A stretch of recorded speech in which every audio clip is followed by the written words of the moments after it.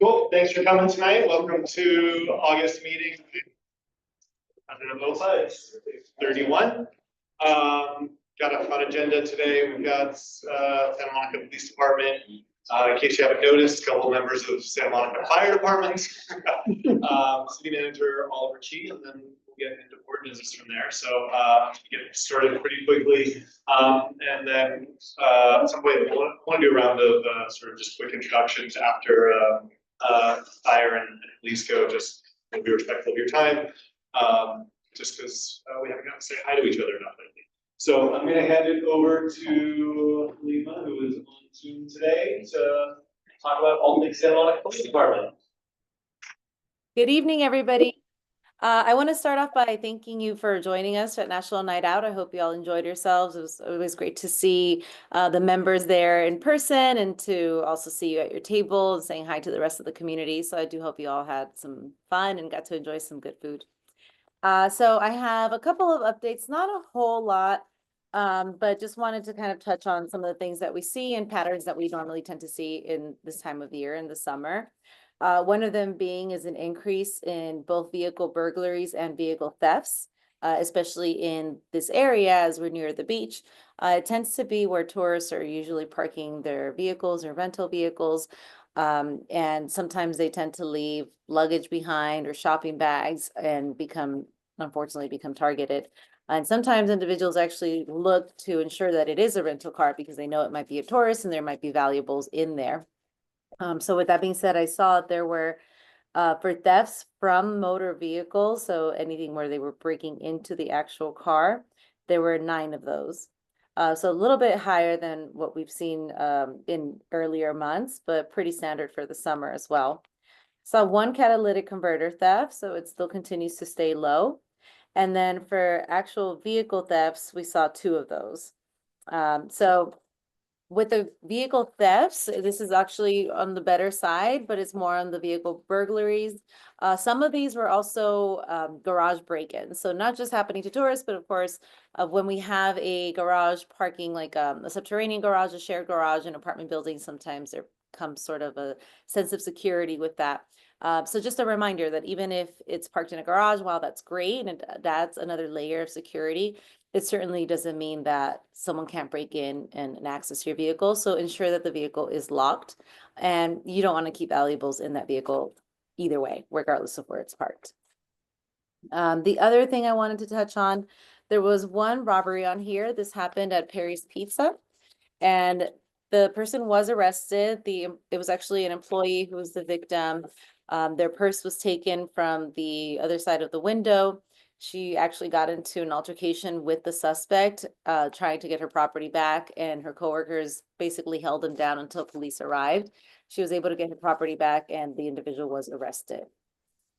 Obviously, I would never suggest getting into an altercation with anybody if your items are taken, but if there's any safe way to be able to keep the person in the area, or to at least have a description of travel or anything that might help police, of course, that's always important.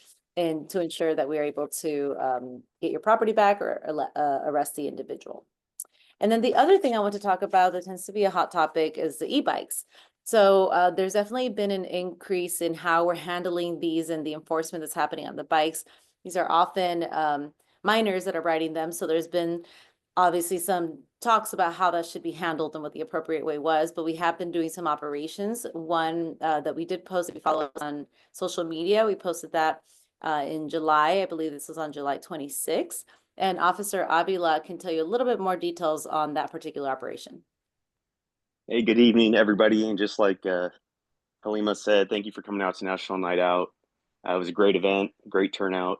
Regarding July 26th, the e-bike operation we put out, 12 e-bikes were impounded. 1 subject who was observed riding his e-bike was cited, and during the computer record check after the impounds were conducted, 1 of those e-bikes was reported stolen out of Oxnard.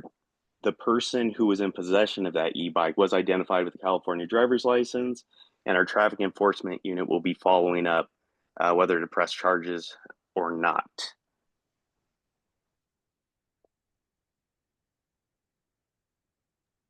And these operations will continue.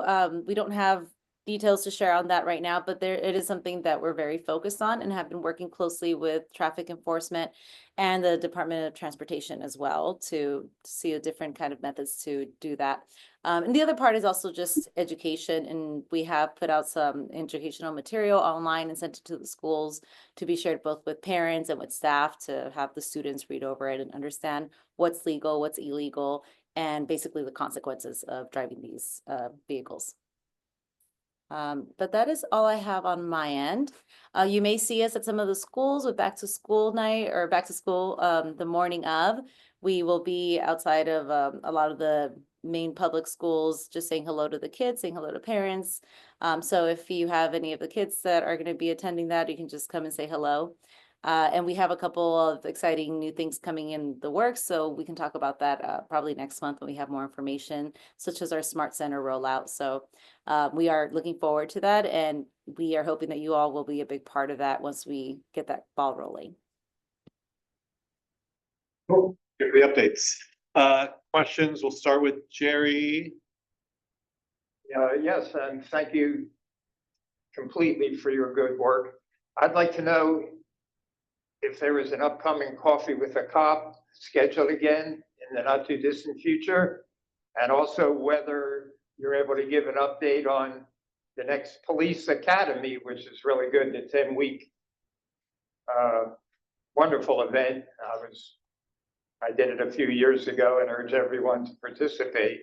Is there anything scheduled coming up? Yeah, so for the Community Academy, I believe the date that we're falling on right now is going to be October 6th. We are just confirming availability with our command staff, but I think that's going to be the date. We're trying to ensure that we're able to have our staff. So, sorry, I'm looking at the wrong month here. October 1st. So the first Wednesday of October. And for the fall session, we have started doing a couple of different things that are really exciting because the holidays are pretty much around the same time that the class is going on. So we have our tree lighting ceremony that's really just internal. But since our community academy is usually happening at the same time, we've been including the community academy members in that. I want to say there might be already a waiting list for this next one. We've been having a good amount of people reaching out. My counterpart, Jacqueline Aguilar, is going to be leading that one, but we do still recommend that you submit applications, and we're happy to continue taking applications on a rotating basis. But right now it looks like October 1st will be the date for that next academy. And as far as Coffee with a Cop, we don't have a date just yet. Usually with National Night Out, we kind of quiet down a little bit with the events during that time, but now that that's over, we'll be setting up a couple of National Night Outs. We've had a couple of interests in different parts of the city. So we will either have one at the end of August or very early September, and we'll be sharing that with OPA. Thank you. Yes. To me, Dennis Woods, I would like to know how to handle e-bikes. And I'll tell you what my experience has been so you can respond. A call to the police department, it's not emergency, so nothing happens. 311, nothing happens. And what they say to do is to actually call the e-bike company, which I did. It took over a week. And when I called them, I said I threw it in the trash after being there a week. And even today, my neighbors were moving e-bikes. So what is the city's real process with this? And what's the recourse back to the e-bike companies?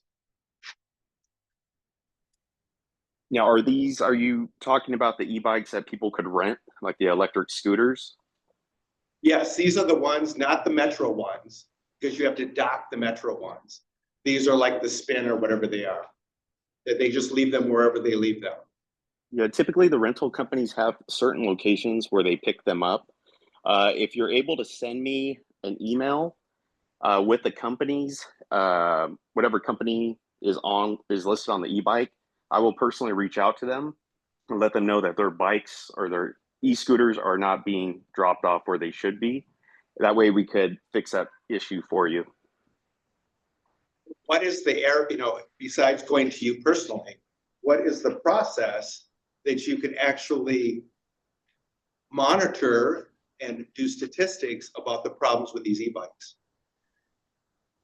As far as them maybe just they being get left out on the street, or them riding in traffic, not obeying traffic laws. left out on the streets. I don't know the statistics on that, but I could definitely look into it. But there are designated areas for these companies to have their e-bikes picked up and dropped off. So if they're not following that, if they're not being picked up in time, people are just leaving them out. I will definitely reach out to the company so we could fix that issue. But what's the recourse? They keep doing it. It's been a year later. They can be cited.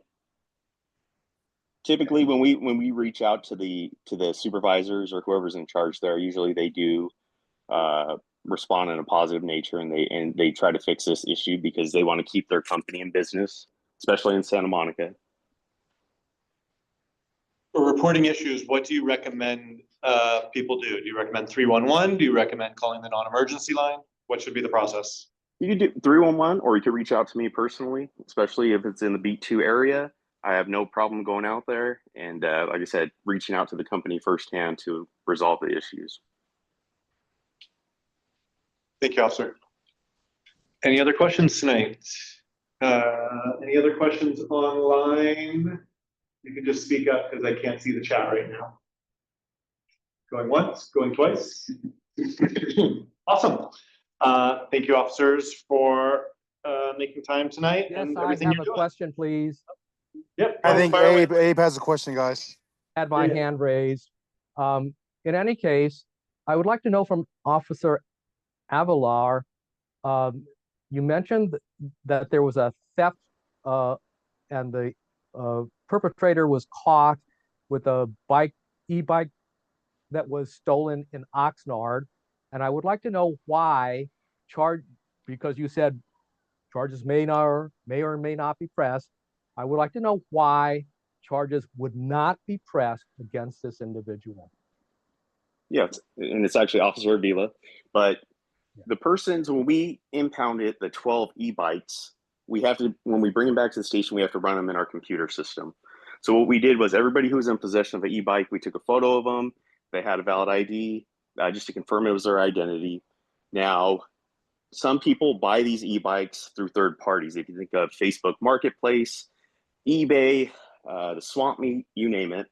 Most of the time, these individuals don't know if the bike is stolen or not. They just think maybe they're getting a good deal on it.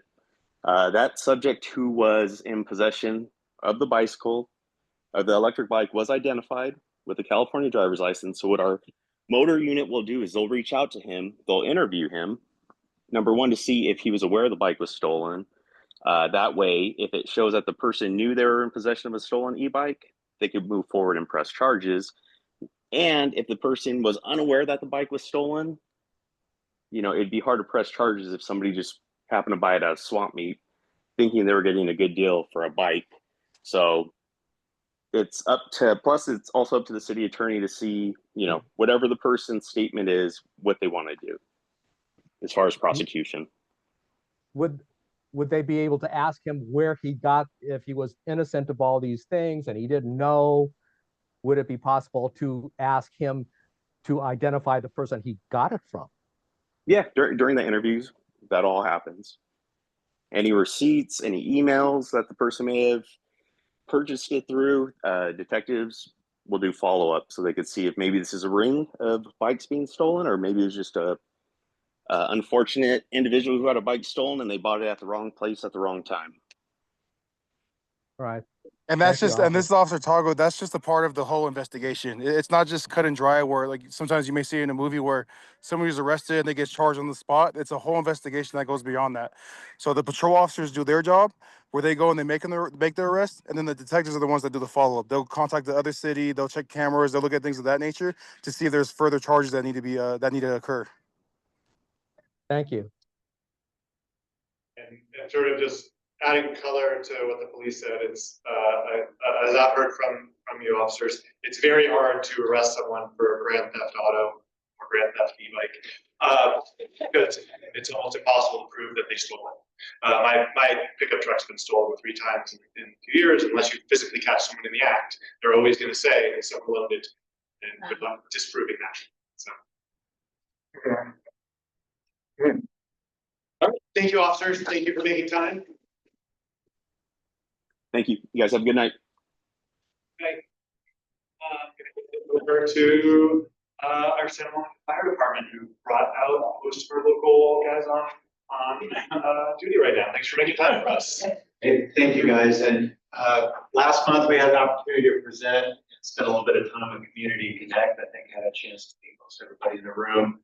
Really appreciate the signups. But it was also just a reminder to us too of how important it is that we be here at these meetings, just to answer any questions that you guys have. Unless there's real agenda items, we're certainly glad to jump in on those. But there's your local engine company and local design chief. So thank you for being here. I can't believe they're still here. Normally, when we show up to these, they immediately get a call, which they did. And I can't believe they've lasted this long until they get another call. I saw a quick question in the back. Yeah, I just wanted to get your impressions. I can't remember what it's called, the service center that's over on the Civic Center lot. Yeah. I've heard it's having great success. I've heard something like 75 people have gone through. You're turning people away. So I was wondering if you had anything you could share with us on that. And then is there any real downstream effects? Like, are you noticing there's fewer calls in Ocean Park because more people are getting help? Just anything you could add. Just for everyone's understanding, if you could explain what that is. Yeah, so I've got a limited understanding of it.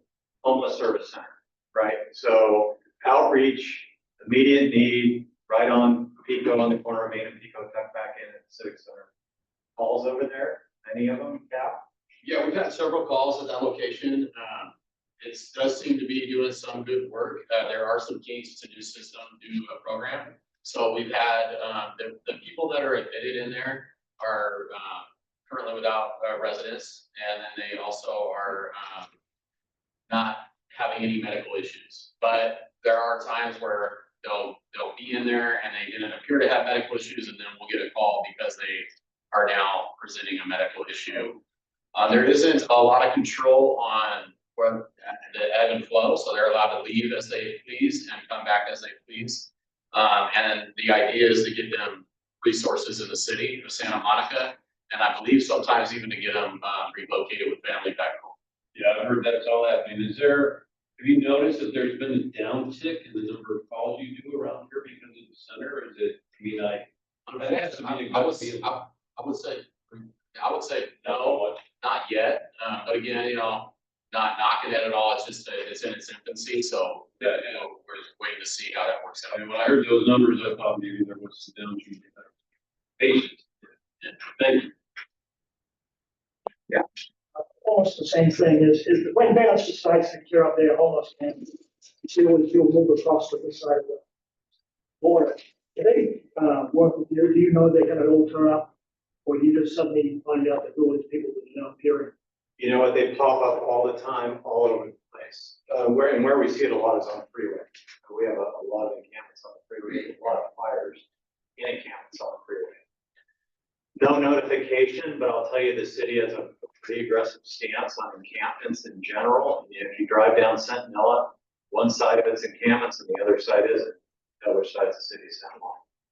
So they're pretty aggressive with it, but it is constant. Guys, you want a quick introduction? Yeah. Before Then you, gentlemen. Captain Eric McGow. I work with Chief Hill as his emergency incident technician down at our main headquarters station on 7th Street. With the city for 20 years. Chavez, I work down at Station 2 on Hollister. That's my science station. My crew here, been with the city for almost 4 years. I'm Matt Hill. I'm the season time chief, so I'm in charge of duty chief today. I've been here for about 20 years. Got hired with this guy. Yeah, we were invited by Chief Clemo. Why not? Let's come on down. So thank you. We appreciate it. Captain Matt Bailey. I'm at Station 2. It's our urban search and rescue station right on Hollister. If you guys know where Cafe is at, the station right up the street from that. New to that station, been there for less than a year, so, these guys are, teaching me the ropes about USAR and training a lot. We have a shoring drill coming up this week. And, we're your station if there's like an earthquake or a car in a building, and we're also your local response in this area. My name is Kevin Nestor, engineer, over Station 2, for Normal Station. I've been here for 25, 60.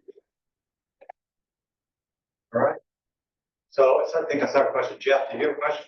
Just curious if you guys have any plans to have a fire academy citizens. You know, we have talked a lot about that.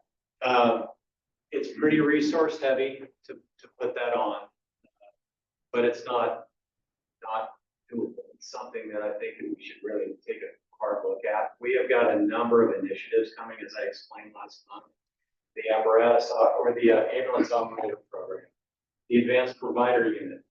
We are in the process of selecting practitioners as we speak, getting that stood up. We have an academy coming in January. That's 17 weeks of training new firefighters, which is all hands on deck. So there's a lot going on.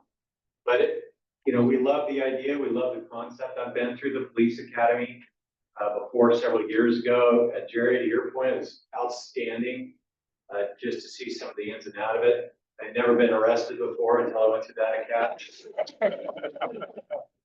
Weird feeling, but really good insight to the police department. We'd love to do the same thing. Sure. Yeah, I remember a number of years ago, as a community outreach thing, the fire department would play the police department in a softball game. And I'm wondering if that's going to ever happen again. And who do you think would win? I will tell you who's going to win. But Chief Hill, any insight on softball with cops? So we have basketball. That's good.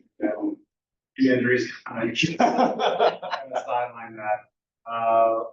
Softball is up in the air. I can tell you right now, we have some former pro players, so we would do pretty well.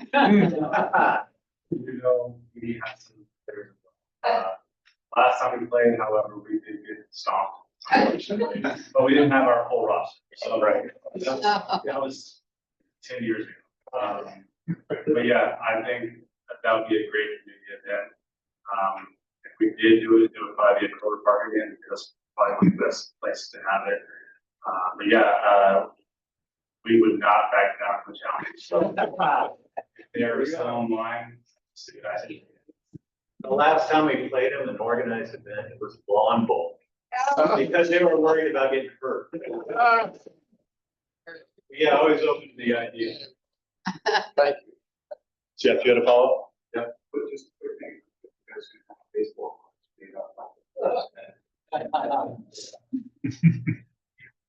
They need all the time they can get, Jeff. You can underwrite it, Jeff. Give a question. Just a quick one. We all kind of went through it. So we had a tsunami one. And it was more serious than the last many that had it. But it ramped up so much that my neighbors started to get panicky. And for whatever reason, the business people did. So I tried to calm everybody down. I called the desk at police. Should I have reached out to you guys at all, or? And then they wanted to know what to do with it. It's just you go uphill, right? You just, that would be the quick answer for sure. But what I would say is, you know, the National Weather Service has an enormous network of tsunami notification across the Pacific.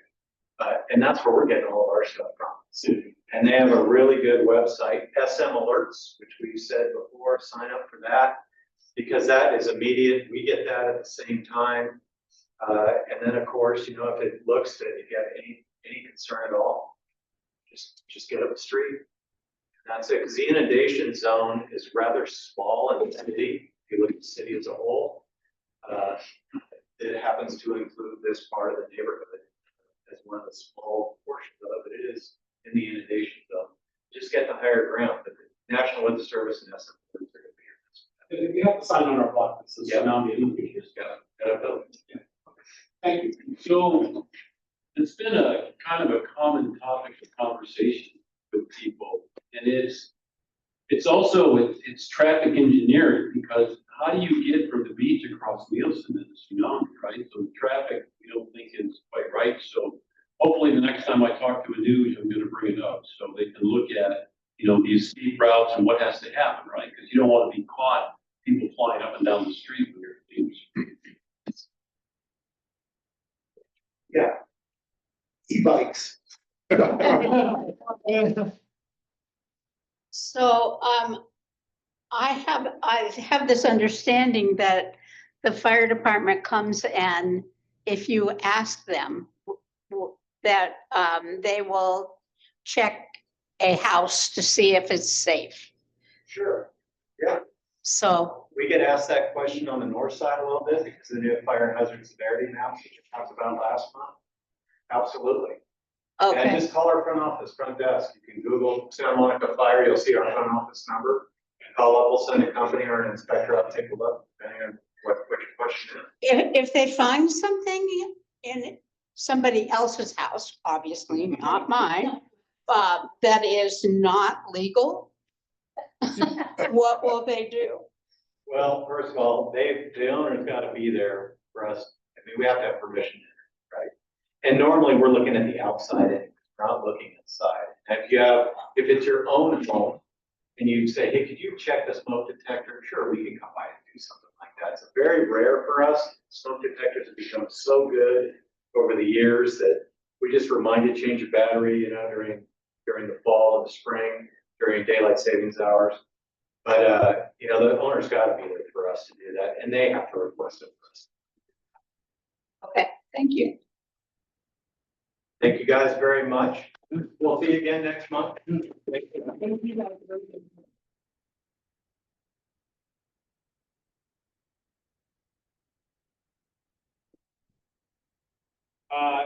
Next on our agenda is our city manager, who's just shaking a couple hands with the fire department. So we'll just take a brief pause.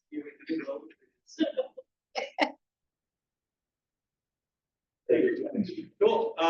So before I introduce our new city manager, Oliver Chi, to come up and speak with everyone, I do want to make this slight two-way really quickly, and I'm going to first ask board members to stand up and just say your name and introduce yourselves to all of us and to him as well.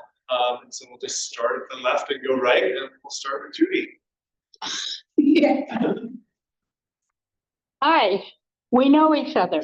I am Judy Abdo, and I met with Oliver last week, I guess it was. And I'm very excited that you're coming here to speak so soon. This is really good. Great. Thank you. Yeah. I mean, I was a been both.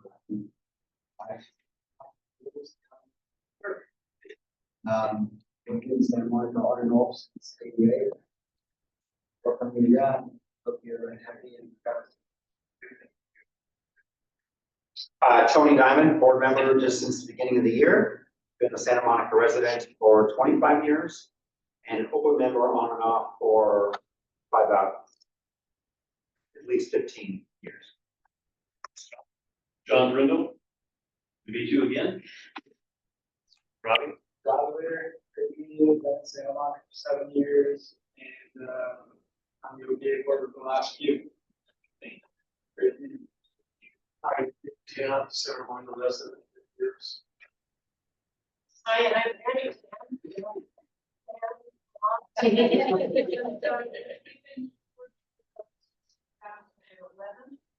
I'm also the treasurer for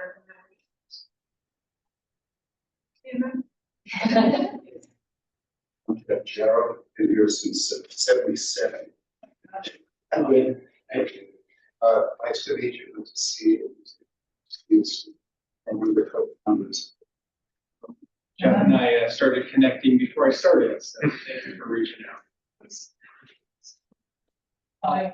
Chris Morgan, for about almost 6 years now, and I've been on the board finishing up. And I'm Lucy Stone. I'm here only 3 years. And, I've been nice to be here before. So.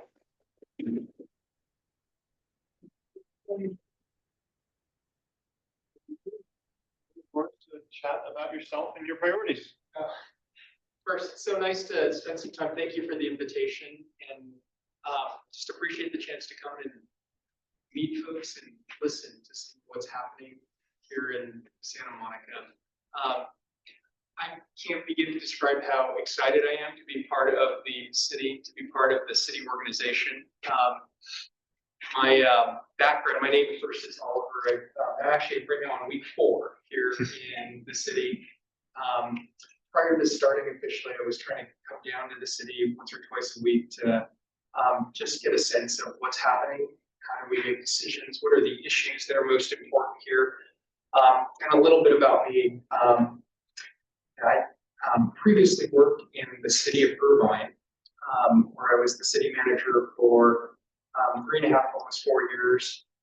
Prior to that, I worked in a beach community that has been described as maybe the polar opposite of Santa Monica, in the city of Huntington Beach for, almost 3 years there. And then had some time working as the city manager in LA County, in the San Gabriel Valley, a city called Monrovia, that in some way there's elements of Monrovia that remind me a lot about Santa Monica.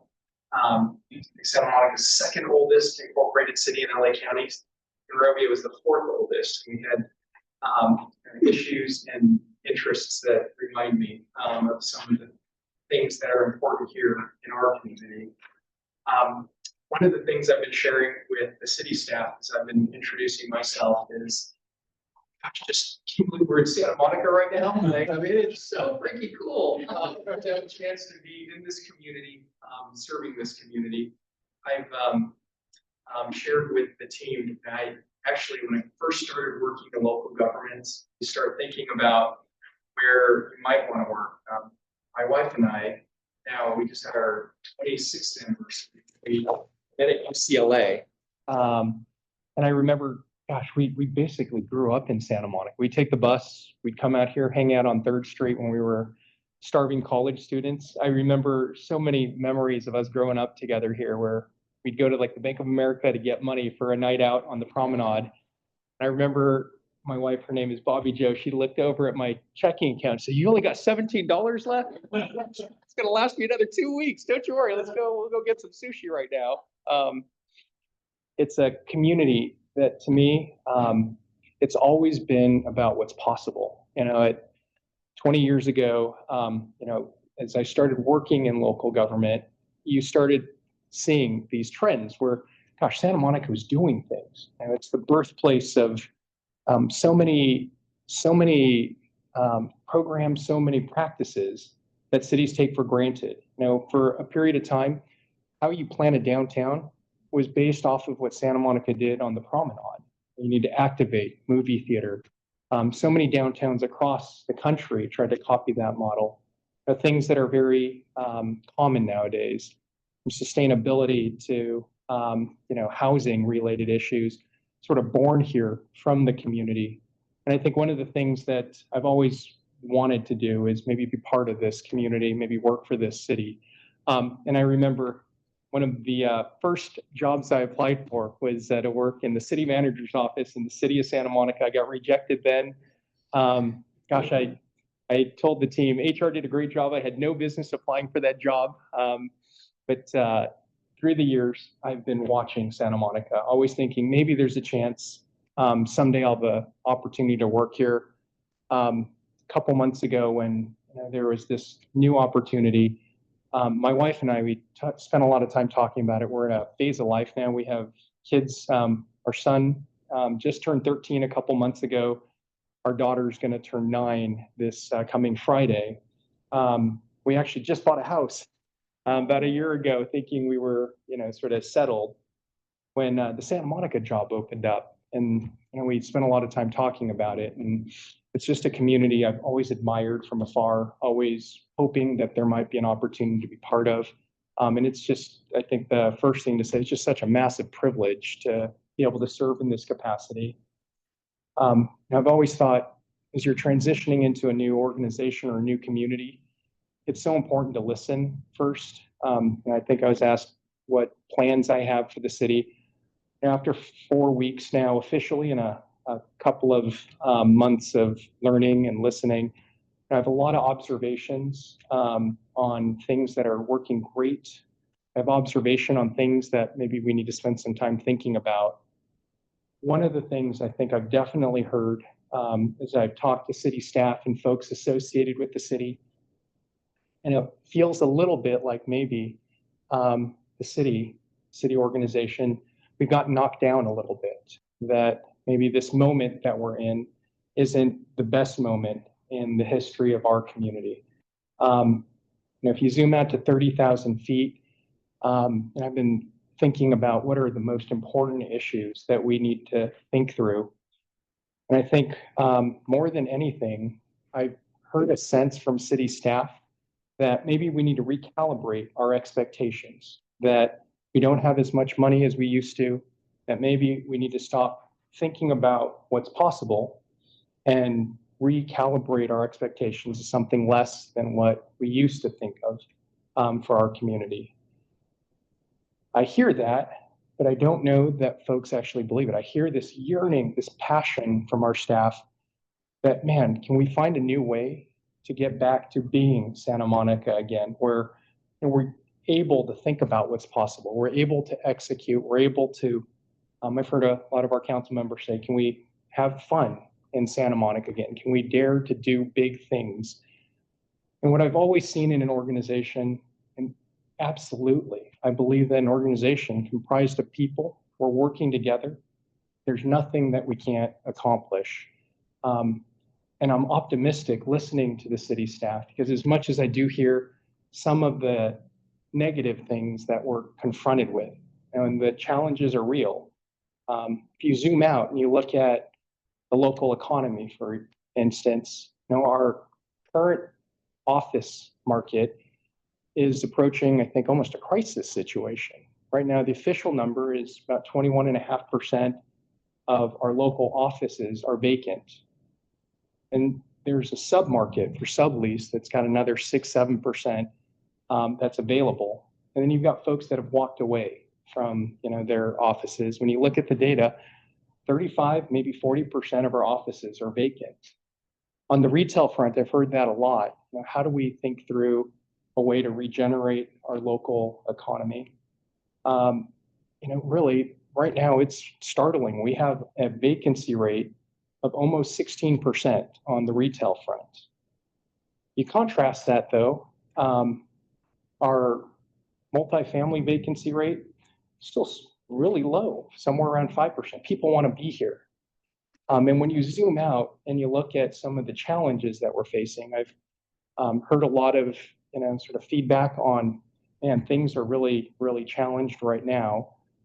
There's still a sense that we can get it back. The promenade's been through 3 different renditions of it. So it's been reimagined 3 times in its history. Santa Monica could rethink things. We can do big things. I've heard we don't do big events anymore. There's no reason why we can't, if we're working together, find a way back to that. No growth issues have always, I think, been a struggle for Santa Monica. I think that's a good thing. As much as those issues may make us want to fight, that's a sign of a healthy community when people are engaged and care enough to activate. Now, the city's got its issues too. When you look at where we're at, the most recent budget we just approved showed that we do have a large deficit right now at the city. We're trying to cycle through what is the city's financial position. We've got to get that part right. But I've always thought the way you get that right is we've got to find a way internally to get much more cohesive as a city organization. That over the last couple of years, there's a great story I thought would be helpful to share. One of the folks that works in the city manager's office, her name is Sandra Santiago, spectacular human. She shared with me when I started, she said, you're my 12th, Oliver. Like, you're 12? Like, you're the 12th city manager in 30 years that I've supported. But in the last 5 years, there have been 6 of you. And you think about any organization, I believe foundationally leadership matters. And when you have that kind of transition in leadership, you think about also our elected leadership has been through a lot of changes over the last couple of years. The department head team at the city, the executive leadership is all relatively new. When you put all of that together, really, there's been, I think, a lack of cohesion on the team. And if we're going to do big things, it's going to take and require that the team get cohesive, that we think through what's really important from how are we going to operate, what values are important to us as an organization, and then really clarity. What do we have to get done now? I think there's so much talent in the city. Gosh, I sense this as you talk to folks on the team.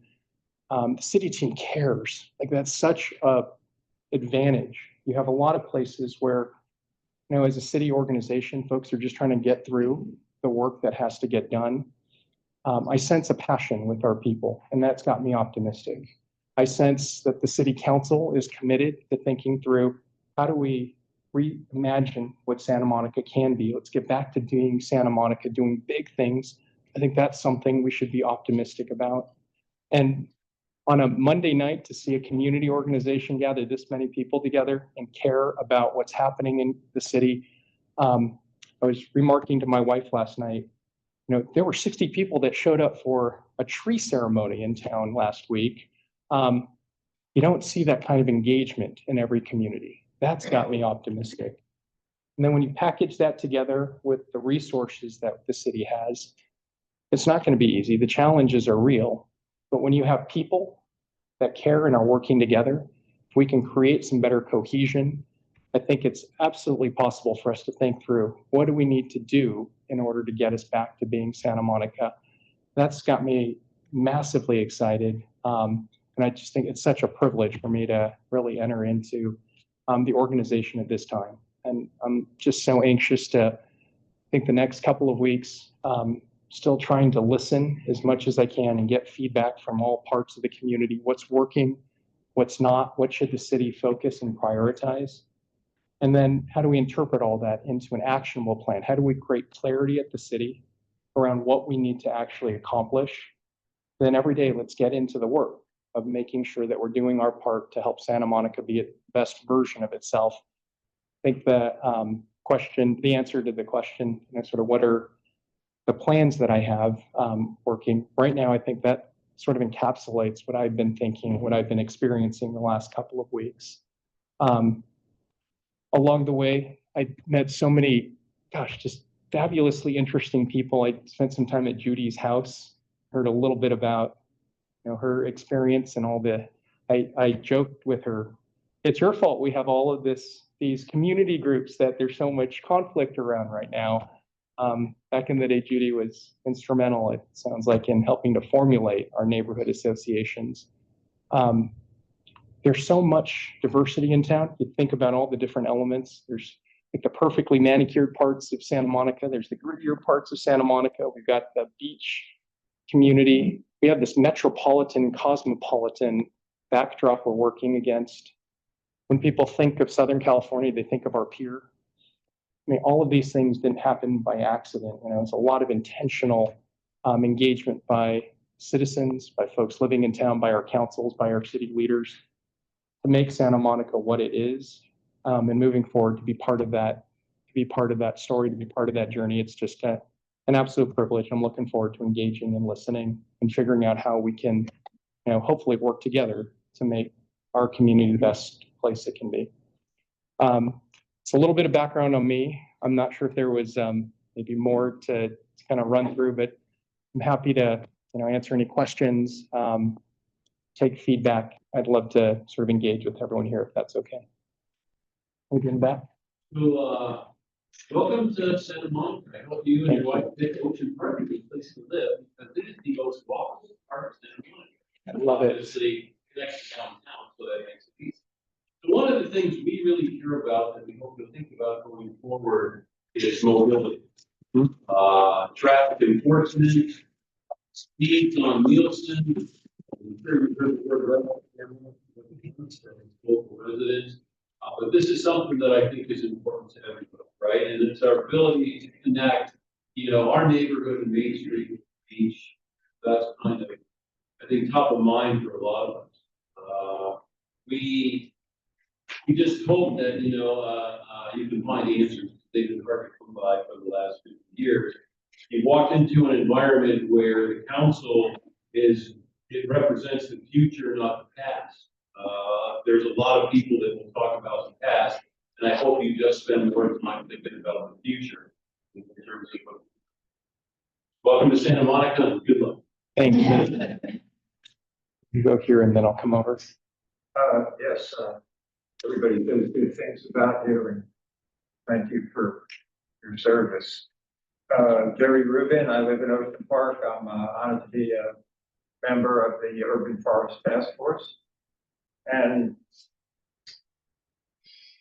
I wanted to ask you about, as we approach the Olympics, even though we're not officially involved, some of the things that you think the city could do optimistically.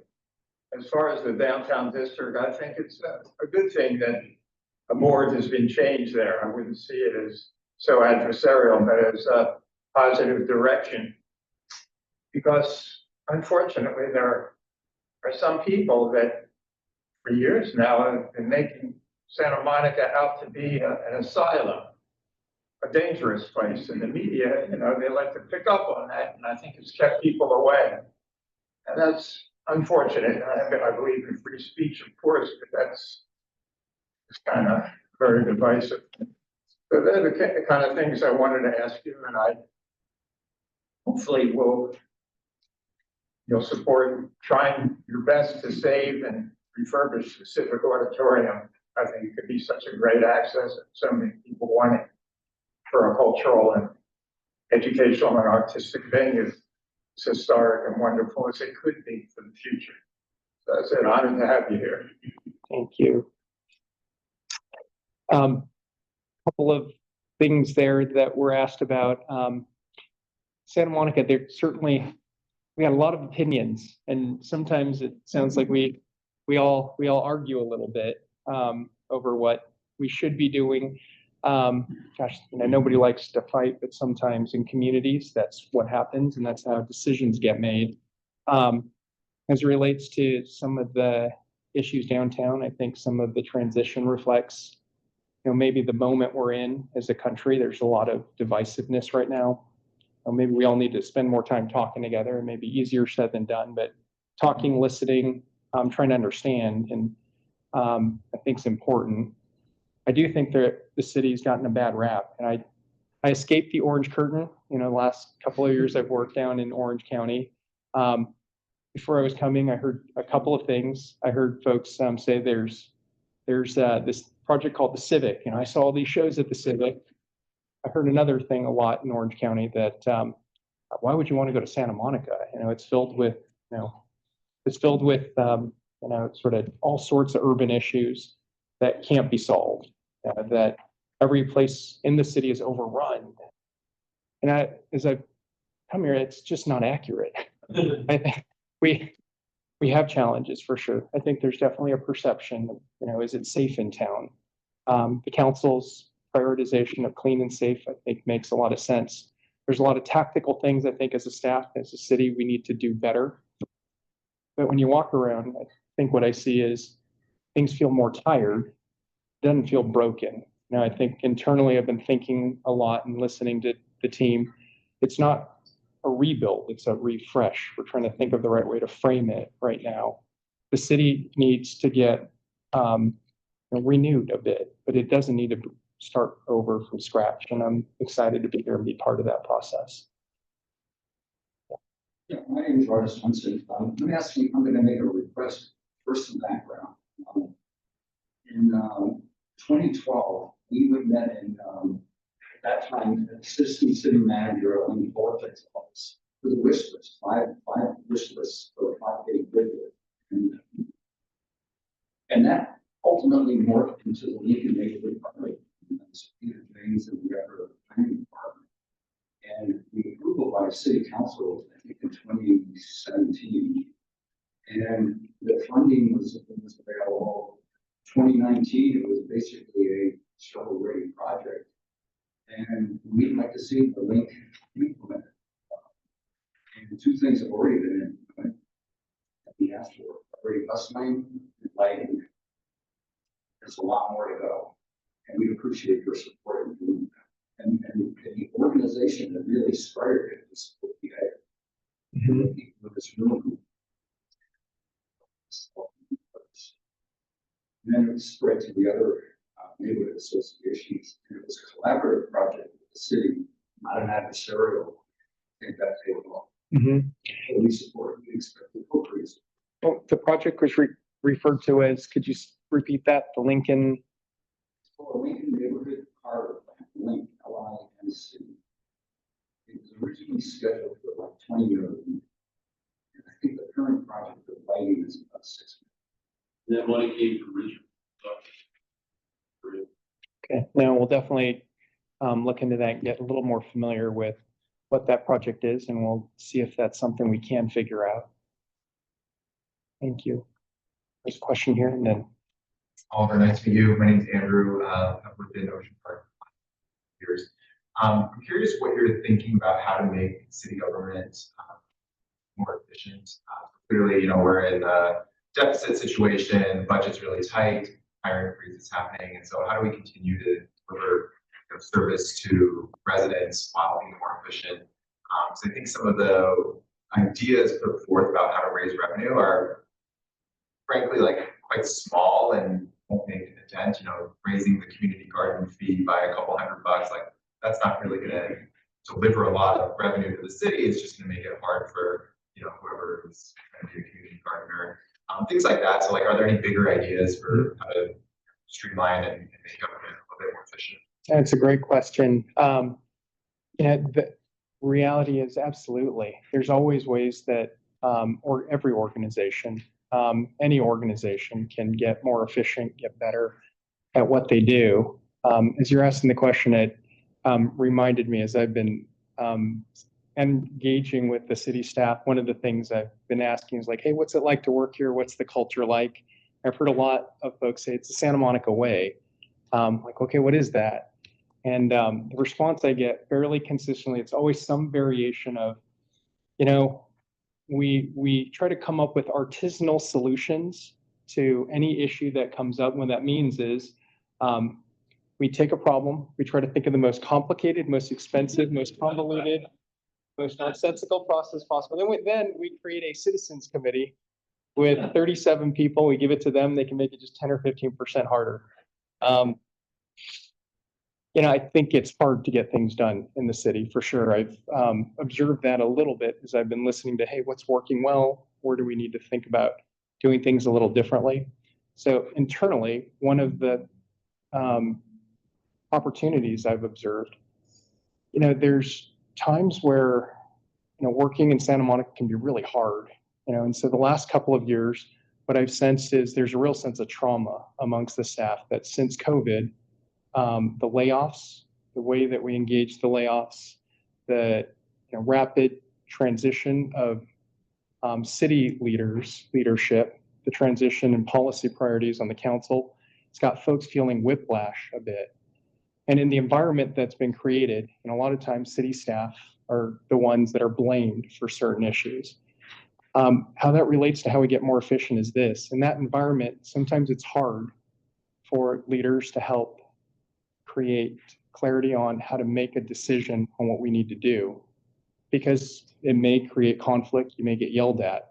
I think folks have tried to put their head down, and in doing so, in some ways, maybe we've abdicated responsibility for delivering results and instead relied on, hey, we've got all these processes and let the process control, as opposed to what are the processes really aimed at creating.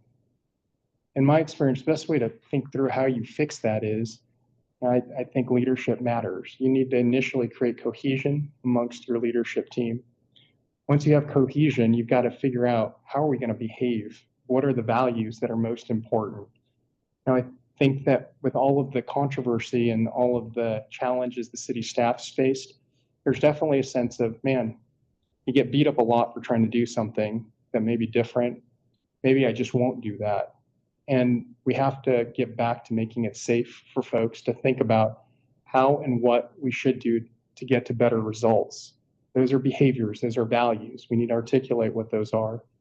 We've also got to identify what's most important to get done and create clarity.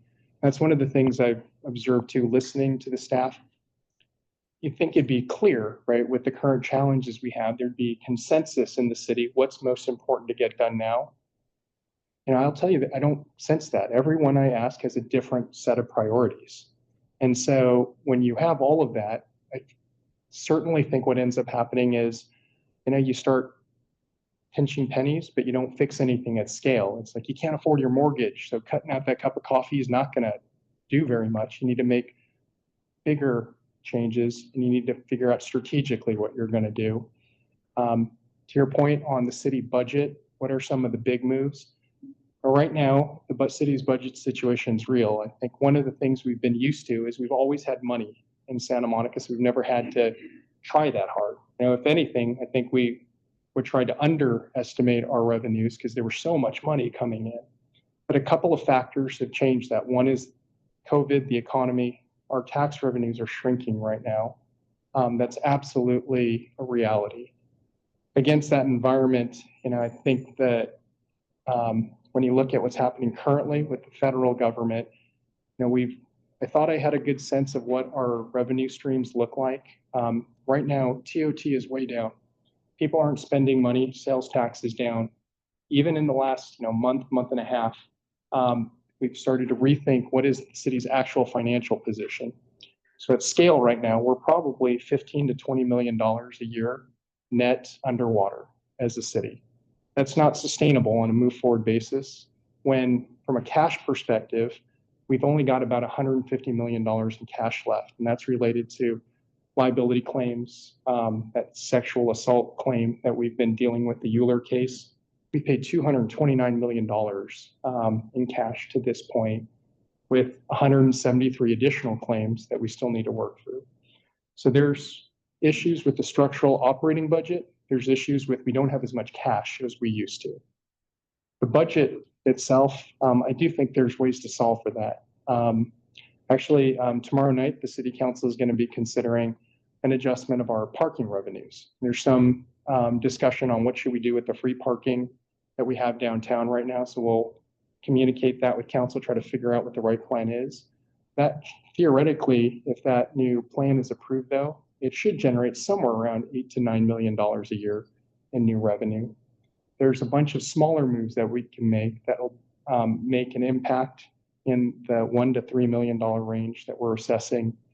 I've heard that the SEPS group is looking at maybe helping us think through how do we coordinate our annual school district contribution, our joint use agreement.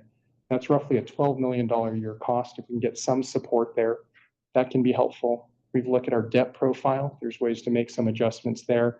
I think there's a way to get to a place where we can balance the budget. And then it turns into, from a cash perspective, how do we sort of stabilize that?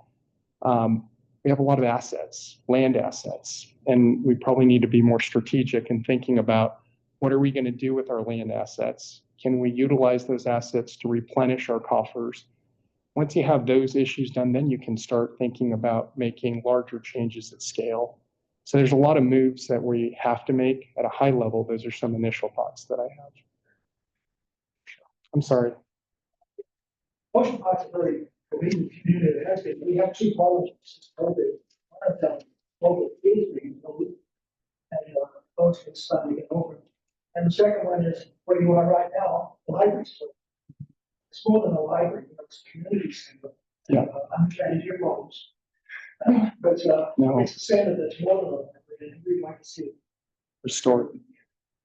No, gosh, you're 100% right. As libraries have started rethinking what a library is, they have become increasingly community centers. So one of the things we're thinking through, how do we make sure that as we stabilize our budget, we restore certain services like our library operation. And I apologize, the first issue you had mentioned, schools. Oh, that's right. I think we have to find a way to allow families to be able to move back into town. We have declining enrollment right now in our school district in a way that's real. A couple of years ago, pre-COVID, we had 11,000 students in our school system. We're down to around 8,000 now.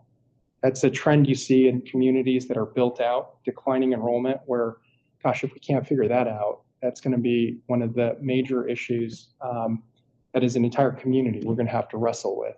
So it's a big challenge for sure.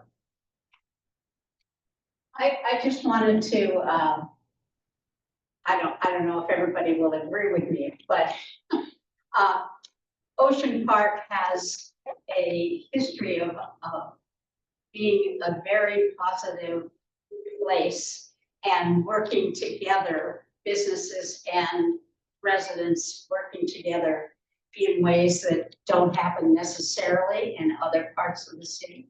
And I just want to sort of offer you the background of Ocean Park leadership and the work that we've done that could be very helpful in the rest of the city if we can all work together, and it takes city staff working together too. So I just wanted to connect about that. Thank you, Judy, for that sentiment. I mean, the second that sort of the form of a question, like we do pride ourselves here that, you know, everyone has their rights, or their agendas. We do pride ourselves here at Ocean Park that we, you know, we greet people with smiles and a handshake, not pitchforks. Thank you. That said, you open this by talking about how beat down city staff is, and they are. And I want to see if you have any best practices or tips on how engaged community members should be interacting or engaging with city staff in a productive way. In addition to, as I always, bless you, is please thank people for their service to our city. But what more should we be doing when we are trying to engage on a subject? Oh, thank you. I appreciate the question. I've been watching a lot of council meetings the last couple of years, and it's been, you know, the council chambers can get pretty heated, and it's a small space, and you feel it when folks are really upset. You know, one way I think to engage, I think it's a two-way street. That there's a need for city staff to really think about what we're doing, and if we can internally create cohesion, values, clarity. Do we have the right people in the right roles? Do we have the right leadership in place across our departments? I think that's the first step. We have to do our part at the city to make sure that, you know, we're committed to providing service. That the last couple of years, I think definitely, because it's so challenging and maybe toxic even in environment, you know, maybe folks are thinking, gosh, you know, maybe it's what do I get out of the job instead of the service that I provide. So that's an internal issue that we've got to do a better job of, I think. I don't think it's because folks aren't willing. I think it's just because of the environment that really we've been working in. As we try to engage in everything, I think if everyone just remembers, city staff, nobody's trying to make the situation worse. And there's multitude of opinions, there's a multitude of perspectives. And I think what the staff's trying to do is figure out, like, what is the best way to solve the problem in front of us, but also do it in a way consistent with, you know, what a majority of the council really wants us to be doing. And that, there's a lot of input. And I think if everyone can just make sure we give the staff some grace, it's not personal. No one's trying at the staff level to destroy our neighborhoods. Nobody's trying to do things to harm our community. We're trying to respond to different elements of the community. We're trying at the staff level to find consensus, and then the council will have to make a decision ultimately what's the right way to move forward. So if everyone keeps that in mind, I think that would be massively helpful. I know there's a question in the back. Thank you. I used to be on the board here. Welcome. Thank you. It's a tough job, but I know Irvine's a great city. We all run into education places to talk about as well. It's curious, like, so I've been here for 8 years. I came from DC. I came to Ocean Park there. So Park is the first people listen to Caleb there. This group of David Ribbon, one thing's going on. So we can start with the even the city here look for, it's a hard decision. And that's the reason we allow achievements in the market. There are other cities decide that each communities that has some of those cities, I think it would be great if you guys could all let's start to work together, best practices, technology ways, because Yeah. all the changes coming down, but it's gonna be. Yeah. I'm really.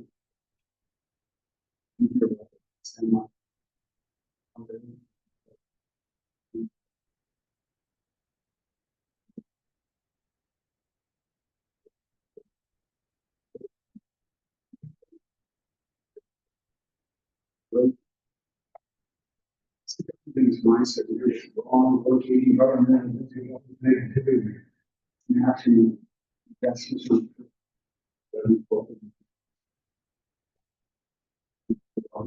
Last two comments. Thank you. Hi, Oliver, thank you, welcome. Welcome to our dynamic, if not dramatic city. Thank you. My name is Dennis Woods. I've served on several boards, task forces, and commissions within the city of Santa Monica. This is my husband. His office has been on the promenade for about 30 years. So just to give you a little bit of perspective, I want to be an ally in your success. You know, and I'll do whatever I can to be a part of success. So I love your thinking. The thinking is great. I hope you can implement that thinking down at the staff level and then the service level. I sent you an email last week. Several people in this room developed the first ever sustainable living street in the city, in the country, here in the city of Santa Monica. I actually made presentations to a national audience on that. It is in complete disrepair. And the city staff has ignored the situation. I sent you an email that's rather lengthy. All I'm asking for is to meet with decision makers.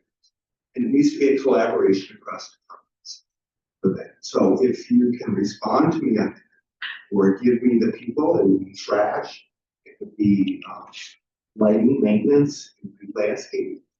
The thing that really happens in some of this is that the city is contracting for a lot of this stuff, and those contractors are not performing at all. And I don't think there's maybe the staff time to oversee the maintenance of those contracts.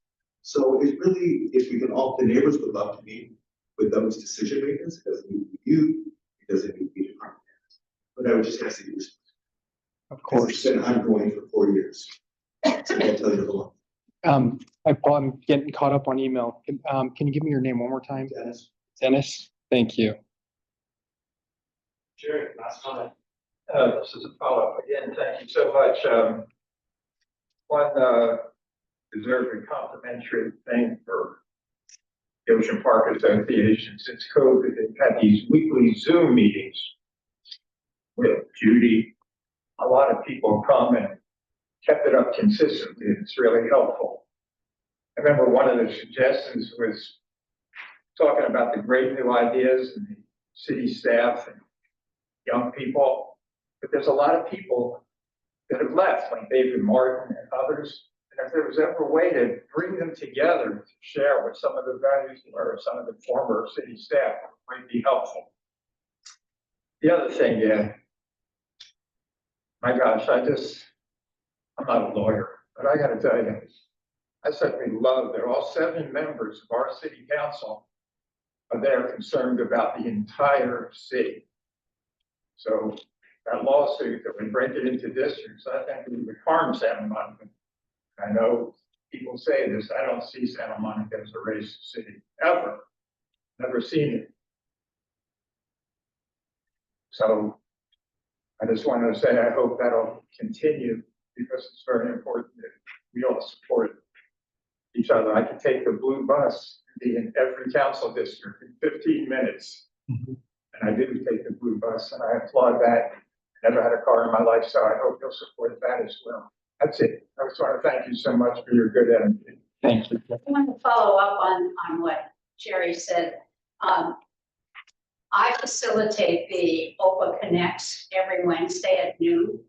And we would like you to come and meet us and talk with us about much of the stuff that you've already talked about, but even more. And several of us in this room are often there on Wednesdays. And I will set a time that works for you to be with us. It's every Wednesday at noon, but you know, we can figure out what works. Thank you. I'll do that for sure. Thank you. Thank you, everyone. Thank you. Thanks for dedicating yourself.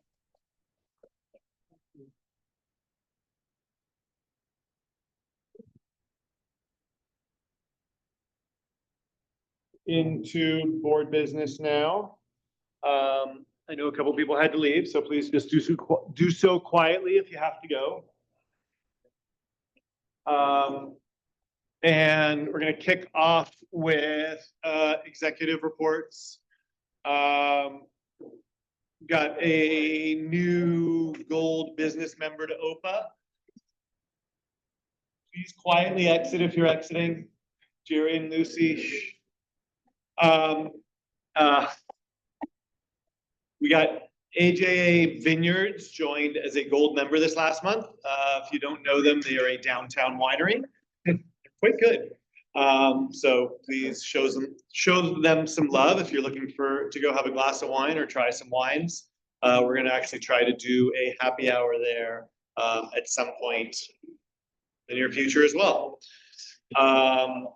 We also, I believe, please take any conversations outside. Thank you. I believe September 1, we're supposed to be launching the community discount program. More details to come on that, but the idea is flash your library card or OPA membership proof and get discounts at various local businesses. Stay tuned in the newsletter for that, working with the library on that as we've talked about before. Nothing major to report on communications. All things going smoothly with the email blast, website and social. We're still looking into alternatives. I don't think Robbie, Chris and I have anything to update on alternatives yet. We're gonna maybe try to beta test something this month if we can to hopefully flip off. We have till I believe the beginning of October to make an annual decision on our back end. I think the three of us should sync up after or soon. Anything else on Judy? Anything else on OPA Connects or communications? Just everybody's welcome every Wednesday at noon. And if you read Sean's newsletter, he always says, here's where you click to get to OPA Connect. So if that's how you can get there. All these people talking in front of me, and I have no idea what to say. Yeah. You're good. I'll follow up.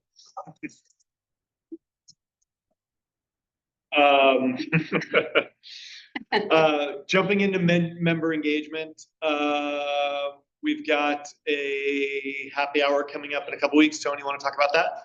Yeah, on 27th of August at Lula, 4 to 6:30.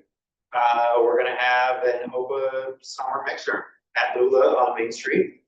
And some more information will be coming in the newsletter or through the email. And we hope you all can come and please invite people. Cool. Yeah. Thank you for organizing it. Today? August 27th, Wednesday. 2 weeks from Wednesday. Dave, I believe we have a beach cleanup coming up before then. Yes. The 24th, I'm gonna do the second. It's actually just Tower 46. 10 to noon. So all supplies provided. Families, students. How can you spread the word? We didn't have a whole lot of people come. You know that Judy always comes, and actually, so does Jill. But we really like the people who came and were enthusiastic. And it's just, it's 10 to 12. Weather won't be too bad. And we would love to see you there. We have a flyer for that. Is there a digital version of that? Yes. Are you thinking it should be distributed? Oh, there's like my little area, we have a text group. Gotcha. Cool. I'll send you. Tess, want to talk about picnics in the park and stuff like that? Yes, the first summer picnic series is wrapping up next Thursday, 5:30 to 7:30 at Hotchkiss Park. So that's all we've got planned, although we had the first book club. Lucy was in attendance. It was held here. There are gonna be two more at this location, and then they're gonna figure out where to go from there. And then this September, I'm gonna put the call out to anyone who wants to kind of co-create the next 6 months of events. So I don't know where we'll meet yet, maybe here.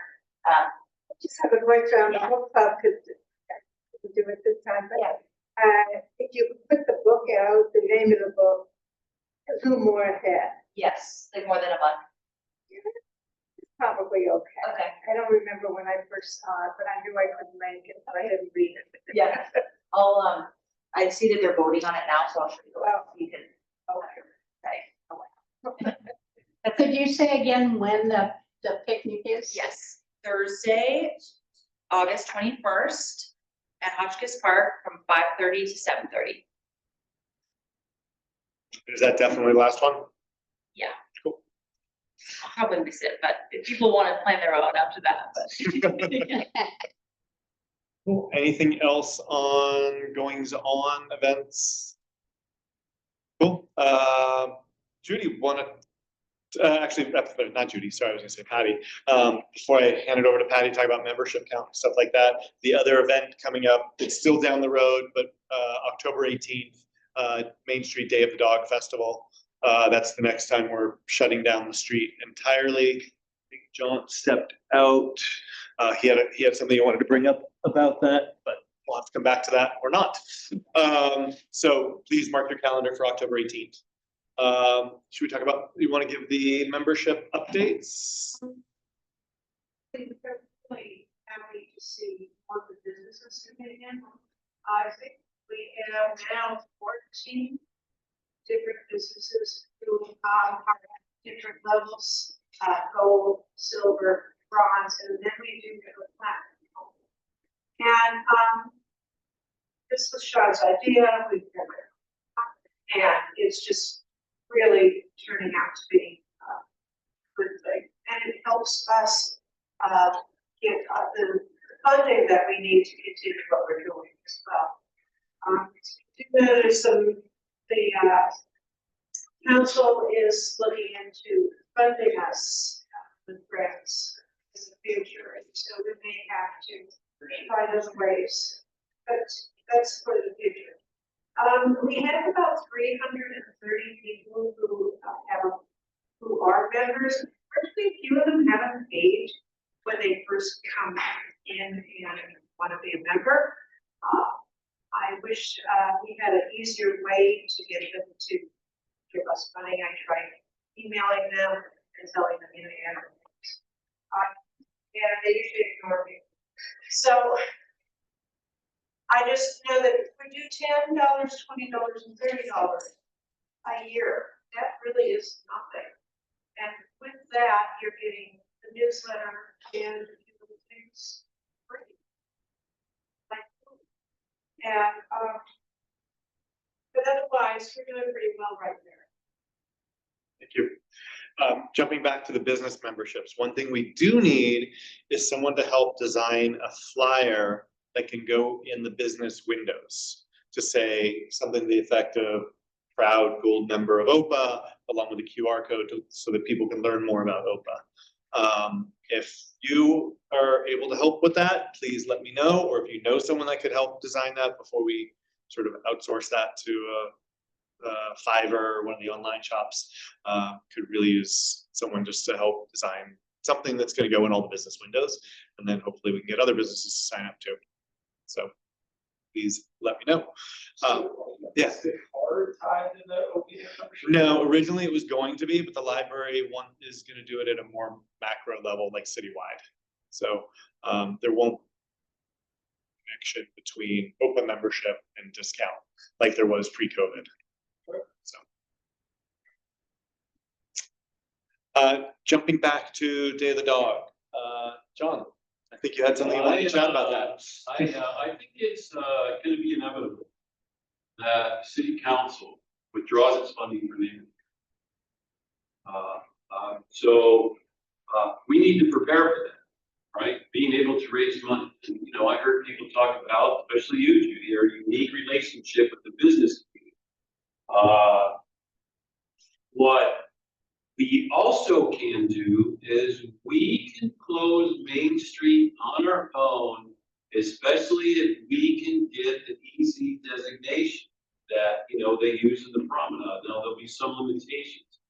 What I want to try to do is to, when the Day of the Dog comes, it's going to be from Strand south. So that will be one event.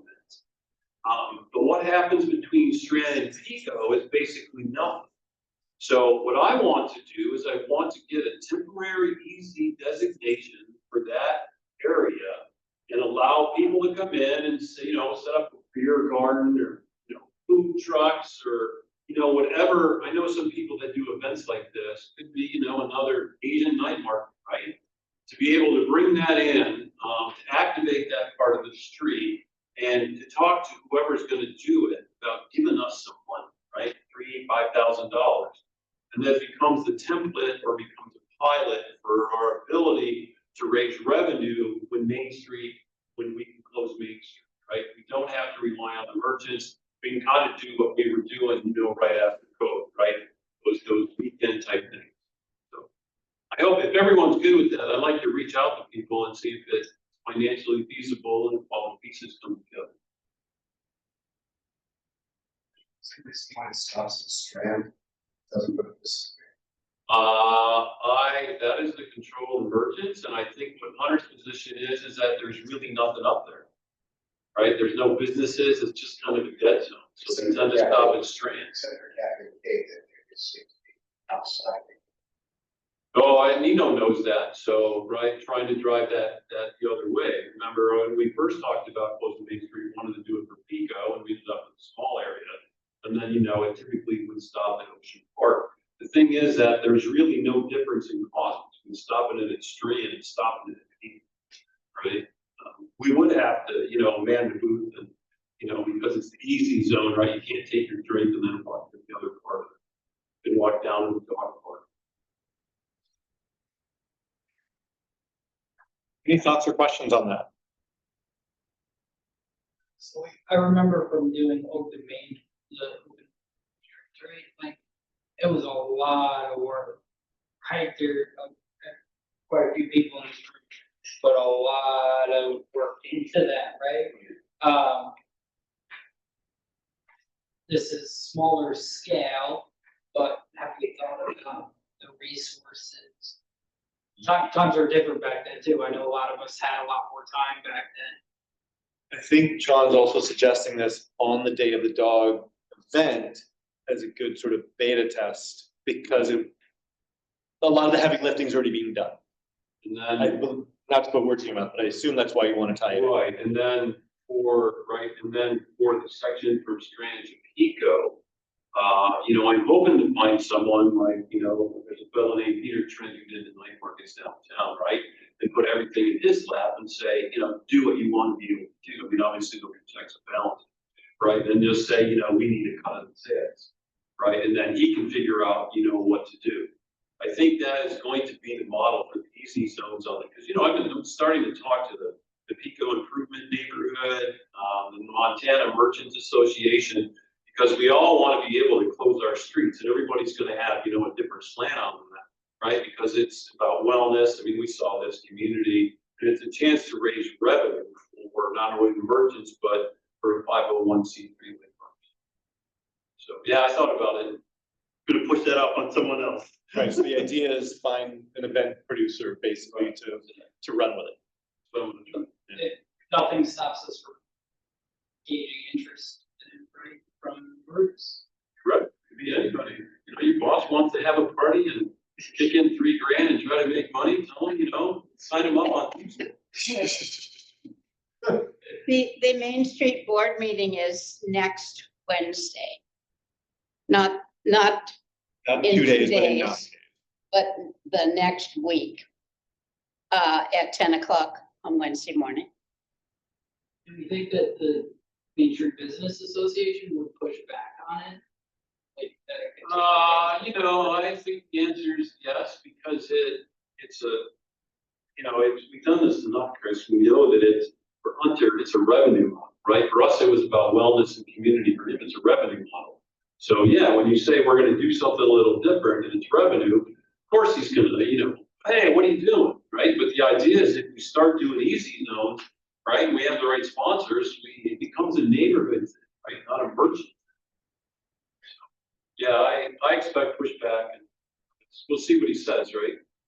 I'm sure he's got some good arguments. And on the flip side of that, it's, if anyone was here for Day of the Dog, we get an immense amount of people for that. So I think there's plenty of room for activating more of the street without it taking away from that experience theoretically. All right, I'll give it a run and I'll let you know. Is there any other major points of concern before doing a little more diligence or things we need to think about? For better or worse? Where are you gonna be? The Grand Plaza at Marrakesh is a giant easy zone. So you can be celebrating there at the same time we're celebrating. Cool, thank you, John. If anyone's interested in leaning in on this, I'm sure you could use more hands. And I'm happy to talk with Hunter as well. Cool. I think that's it on events. Let's jump into task forces and committees. Robbie, you had a housing meeting a couple weeks ago. Yeah, pretty well time. There's probably 12 of us, and people are still here. Well, I think we're gonna do it. The next one is find a better venue. It was pretty noisy, and then it was tough to kind of moderate. There were people that were passionate about park, there were people that were passionate about some of these housing topics, which is great. I think we're getting people that want to have this conversation. So I definitely think there'll be another one.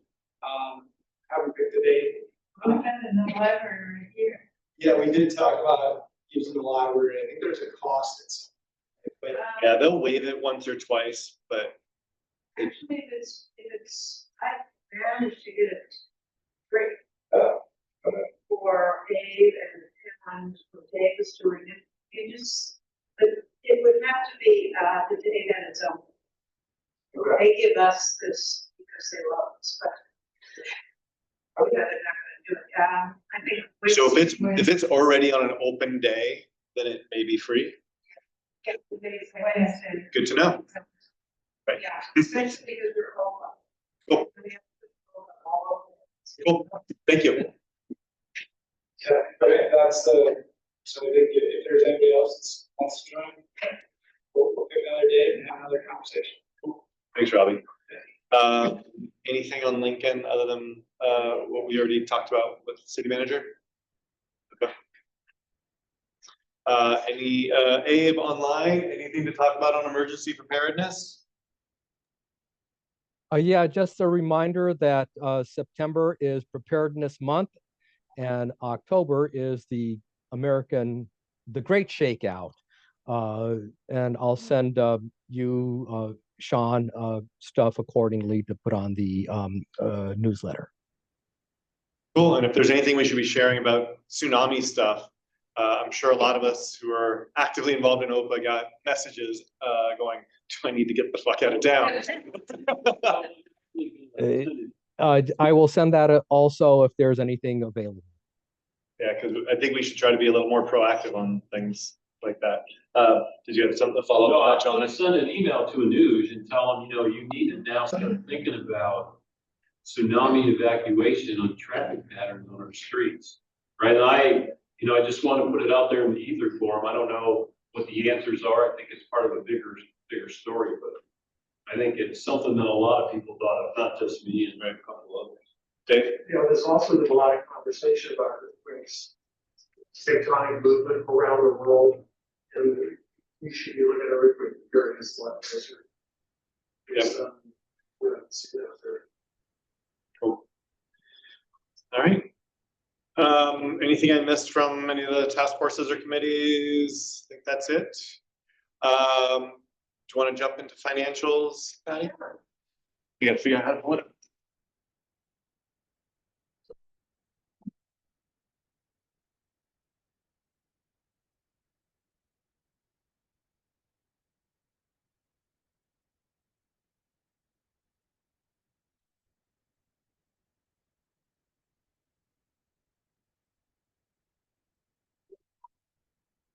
I think we did go over the first 2 months, January, February, and March, a while back, so if there's anybody.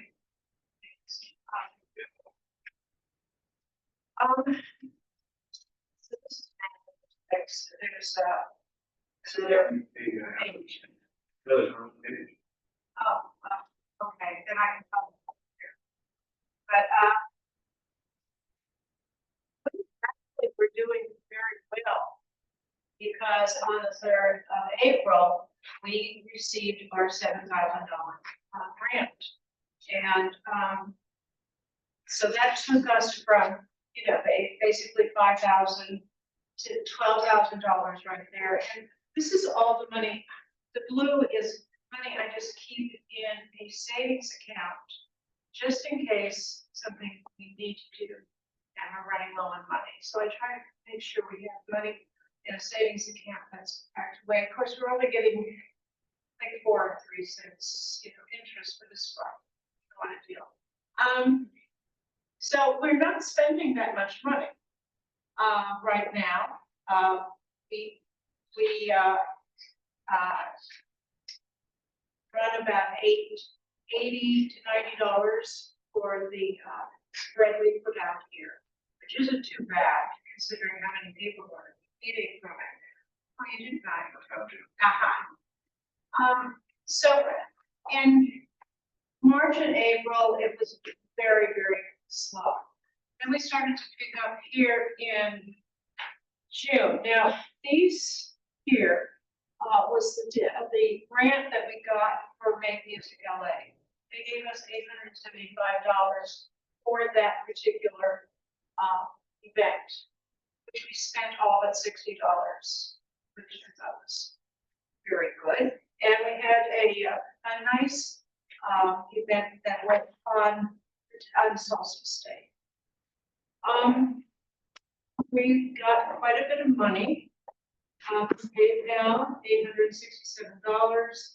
We also have deposits of $330. So we're getting money from our members, which is something that we really need to do. What we don't see here is July because This was supposed to be displayed last month.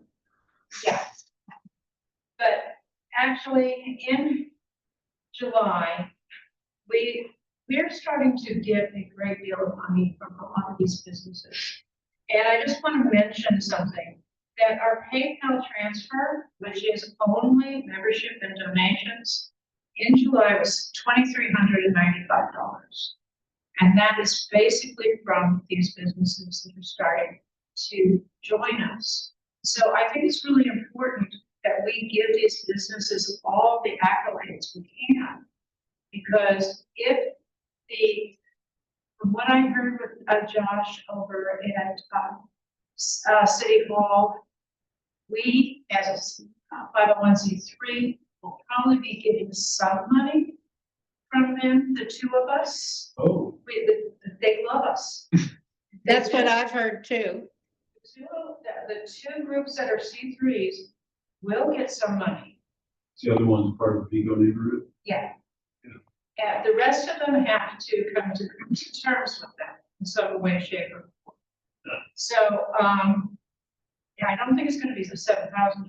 Whatever they offer, that's nice, but it's very nice and also are having things coming in. We do spend a bit of money on Main Street storage. $525, it's $175 a month, and I pay it every 3 months.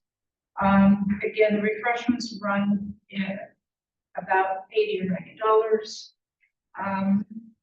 $90. Basically, we are at this point of the game, at the end of July, we have in our 2 accounts, $20,150. So we're doing okay now. Nice. It's hard for you to say, isn't it? Really, really am thankful for what's coming through and how well. I mean, I had what's his name? Anyway, I forget names easily. Someone came who used to be the president of OPA. He's British. So you know what you're talking about, Andrew. Andrew, thank you. Andrew, come in and he looks at me and he says, "But since when did this come become so organized? Since when did they get this done? What way are we doing wrong?" So I just said it's because of Shaw.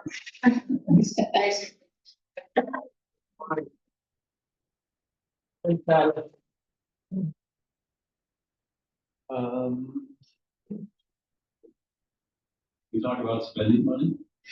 I didn't spend, I got some more clips. It's $300. Great. Without the door.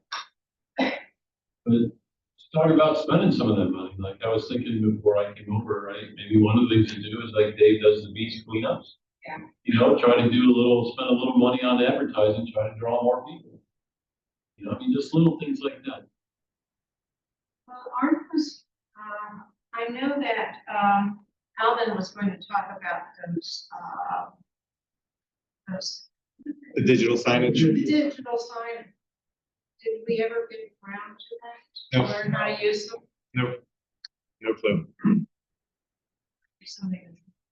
I think that's great. Which digital signage? You know, the digital signs that are on Main Street, the beach and downtown, the big outdoor. What's the question? Just access to inventory in terms of spending money or getting more exposure around the neighborhood. So. You could put that up indoors. Right. Just how do we get more people to know what we're doing, whether it's a beach cleanup, meetings, picnics, you name it. Need to figure out it. I think there is an appetite to spend money on marketing if it's going to be effective. Like I think we tried, was it last year? We tried Facebook and Insta campaigns and did not get ROI for that. Yeah, that is. Yeah, but we wanted to go up to 5,000 people. Actually 17,500 people, since that's how many people live here. How do we get those other 15,000? Maybe give you spend a little money and get you some more. Open ideas if anyone has, like we need it. So I think the easiest thing to do is buy lists. Facebook, right? Facebook, you don't necessarily like 4,000 data points on you. So there's ways to do that.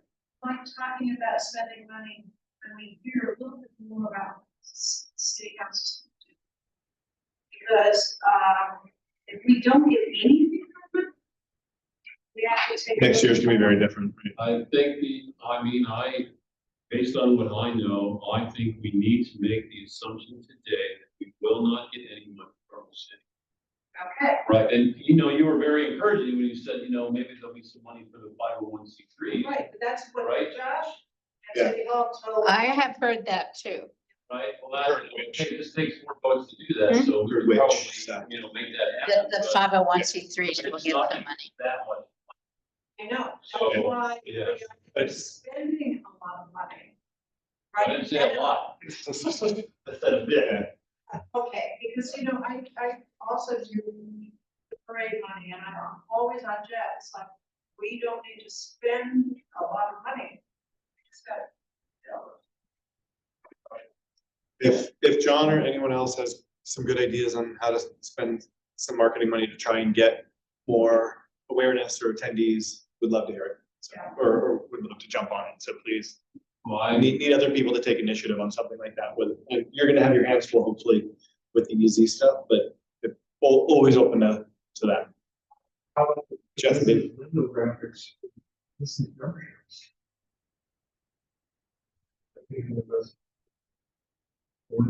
That's what I was asking for 10 minutes ago. I need someone to take the lead on creating something, put in people's windows. So you mean like a QR code, not only for businesses, but for open members like yeah, residents or so whatever? so I want a flyer that businesses will put up in their window to say, I'm a proud member of OPA. And there'll be a couple lines explaining what OPA is, along with a QR code to get the newsletter or join OPA. But for both business and just. Period. Got it. I want other business owners to walk by and go, I want that. Sure. Yeah. Of course, and let's remember that our business district is also the site only. Right? So I'm gonna put a challenge out to, there's a lot of board members who I'd love to see you guys do more, whether it's little stuff like create a flyer or whatever else. We need more engagement from everyone. So, Jeff. One comment, the city is cultural affairs getting on microgrants, $500 to $5,000. If we get tied into something before the end of the year, to go out with regard to celebrating 150 years. That money's just sitting there.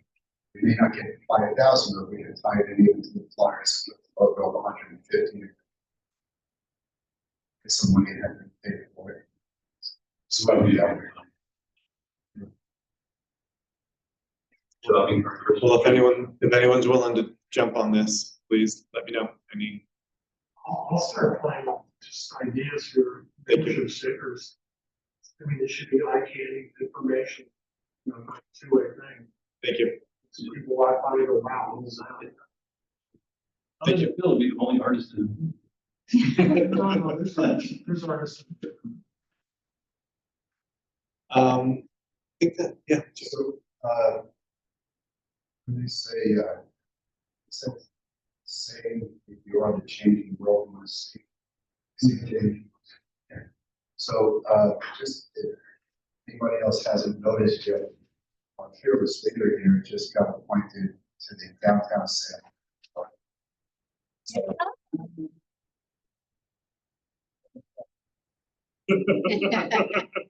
So he's gonna fix everything. We look